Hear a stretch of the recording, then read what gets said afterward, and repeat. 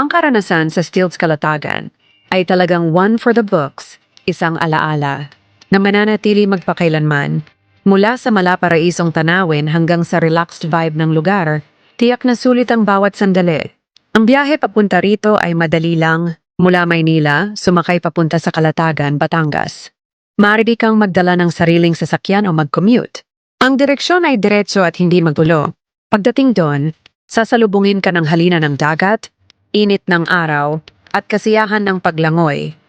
Para sa mga mahilig sa kalikasan, ang asul na tubig ay parang yakap ng kalikasan, at ang tahimik na kapaligiran ay nagbibigay ng kapayapaan sa isip.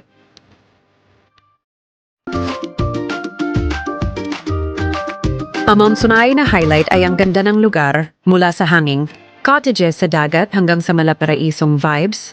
Nito na parang sa pelikula. Huwag kalimutang magdala ng kamera at magpahinga sa Stilts Kalatagan. Talagang masusulit ang iyong araw kasama ang sea, sun at swim experience. Isang karanasang di malilimutan na baka gusto mo pang ulitin.